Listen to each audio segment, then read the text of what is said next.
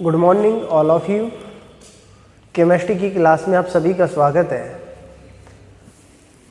हमारी बुक चल रही है बीएससी पार्ट थर्ड ईयर की इनऑर्गेनिक केमिस्ट्री और इसके अंदर हमारी यूनिट चल रही है third unit electron spectra in transition metal complex.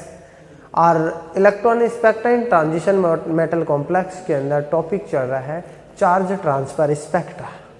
आवेश स्थानांतरण स्पेक्ट्रा क्या होता है इसके बारे में हमने जनरल इंट्रोडक्शन देखा था इसका।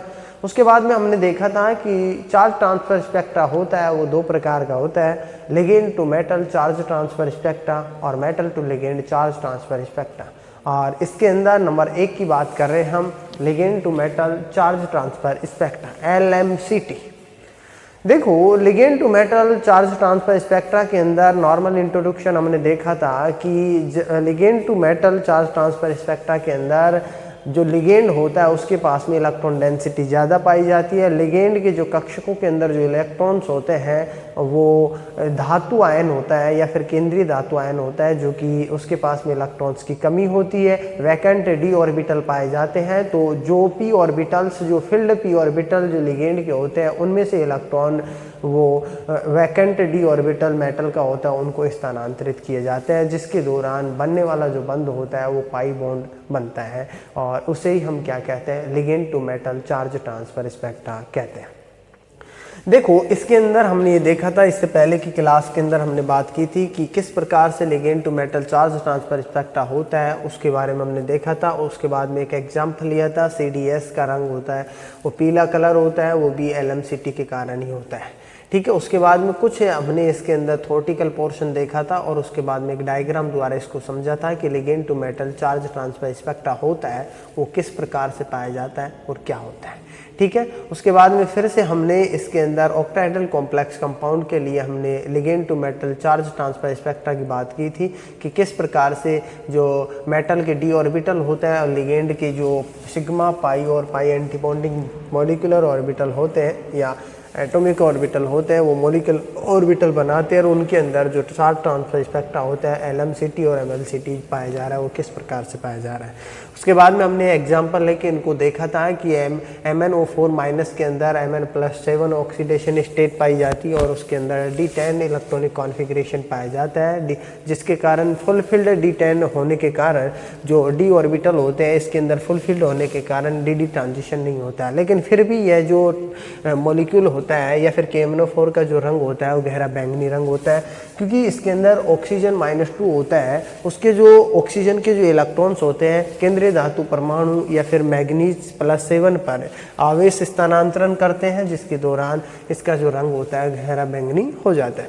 अर्थात यहाँ इलेक्ट्रॉन का ट्रांजिशन ऑक्सीजन -2 के पूर्ण भरे हुए p ऑर्बिटल से Mn+2 के खाली d ऑर्बिटल के अंदर होता है। इसके अंदर उसके बाद में हमने और थ्योरेटिकल पोर्शन की बात की तो और एग्जांपल लेके हमने देखा था जिसकी ऑक्सीडेशन स्टेट जितनी ज़्यादा पाई जाती है उनके अंदर LMCT होती है वो उतनी ज़्यादा पाई जाती है। हमने देखा था ये लिगेंड बेस ऑर्बिटल है, ये लिगेंड बेस ऑर्बिटल है और हमने देखा था जैसे Mn+7 Cr+6 V+5 Ti+4 इनके अंदर देखो ऑक्सीडेशन स्टेट ज़्यादा पाई जाती है, इसके अंदर ज़्यादा है उसके बाद में कम है, तो इनके अंदर जो LMCT होती है ligand to metal charge transfer spectra ज़्यादा पाया जाएगा। इसके अंदर थोड़ा कम, उसके अंदर थोड़ा कम और इसके अंदर बहुत कम पाया जाता है।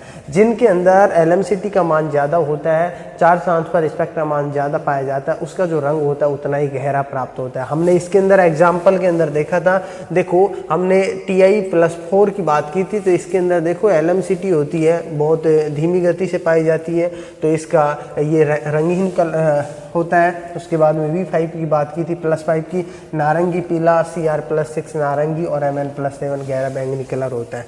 उसके बाद में हमने एग्जांपल लिया था लिगेंड टू मेटल जो ट्रांजिशन होता है उसके अंदर जो लिगेंड्स होते हैं उसकी इलेक्ट्रोनेगेटिविटी जितनी कम होती है संक्रमण की जो संभावना होती है उतनी अधिक हो जाती है। ठीक है, अर्थात हम यहाँ पर ये कह सकते हैं, देखो इसके बाद में कि लिगेंड से मेटल के ट्रांजिशन के अंदर जो लिगेंड टू मेटल ट्रांजिशन पाया जाता है तो उसके दौरान लिगेंड की जो इलेक्ट्रोनेगेटिविटी होती है जितनी कम पाई जाएगी ट्रांजिशन की संभावना उतनी ज़्यादा हो जाएगी।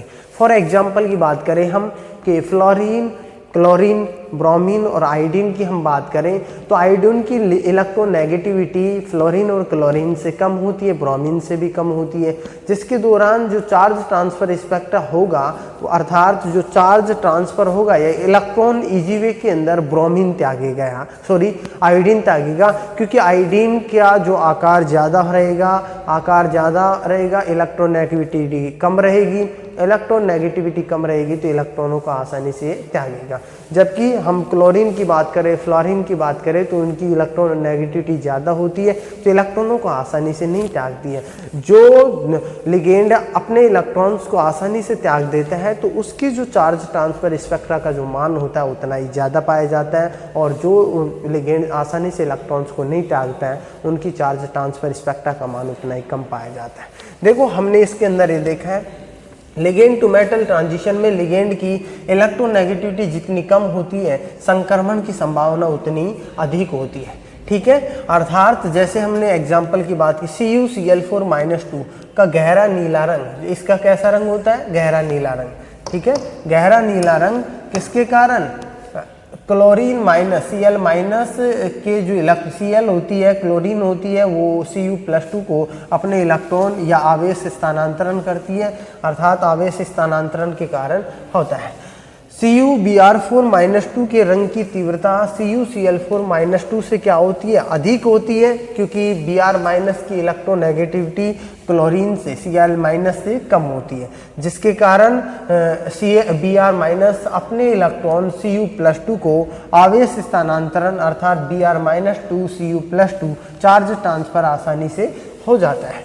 यदि Br- की जगह I- लिया जाता है तो I- की जो बहुत कम इलेक्ट्रोनेगेटिविटी होती है, जब I- की बहुत कम इलेक्ट्रोनेगेटिविटी होती है तो उसके दौरान आयोडीन आयन की इलेक्ट्रोनेगेटिविटी कम होने के कारण इलेक्ट्रॉन पूर्ण रूप से Cu+ पर या जो Cu+ धातु आयन होता है उसके ऊपर ट्रांसफ़र कर जाते हैं, ट्रांसफ़र हो जाते हैं, और यह जो चार्ज ट्रांसफ़र होता है एक प्रकार से ऑक्सीकरण अपचयन अभिक्रिया में बदल जाता है। कैसे बदलता है? देखो ऐसे हम इसके अंदर देखें आयोडीन होता है, आयनिक अवस्था के अंदर पाया जाता है, 4 आयोडीन होते हैं इसके अंदर आयनिक अवस्था के अंदर, और 2 Cu+2 होते हैं इसके अंदर, ये भी इसके अंदर धातु आयन होते हैं। ठीक है, ये अपने इलेक्ट्रॉन इजी वे के अंदर किसको दे देता है? Cu+2 को दे देता है। जब इसको इलेक्ट्रॉन देता है तो 2Cu बनता है और साथ ही साथ आयोडीन गैस बाहर निकलती है। ठीक है, तो इस प्रकार से हमने देखा है कि ये क्या पाया जाता है इसके अंदर,